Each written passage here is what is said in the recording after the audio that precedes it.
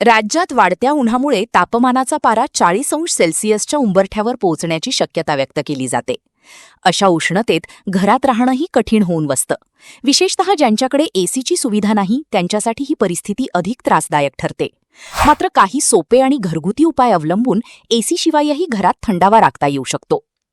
दिवसा घरात थेट सूर्यप्रकाश येऊ नये यासाठी खिडक्या आणि पडद्यांचा योग्य वापर करणं आवश्यक आहे. दुपारच्या वेळी खिडक्या बंद ठेवून जाड पडदे लावल्यास उष्णता आत येण्यापासून रोखता येते. तर संध्याकाळी खिडक्या उघडून हवा खेळती ठेवणे फायदेशीर ठरते. पंख्यासमोर बर्फ किंवा थंड पाण्याची बादली ठेवण्याचा सोपा उपायही घरातील तापमान कमी जाणवण्यासाठी उपयुक्त ठरतो.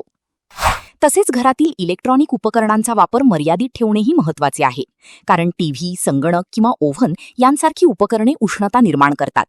भिंती आणि छतांवर हलक्या रंगांचा वापर केल्यास उष्णता कमी साठते. काही जण छतावर पाण्याची फवारणी किंवा गवतटाट टाकूनही घर थंड ठेवण्याचा प्रयत्न करतात.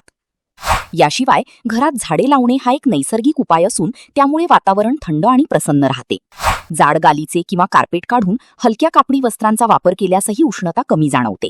या छोट्या सवयी अंगीकारल्यास वाढत्या उष्णतेतही घरात काही प्रमाणात थंडावा राखता येतो आणि एसीशिवायही आरामदायी वातावरण तयार करता येते.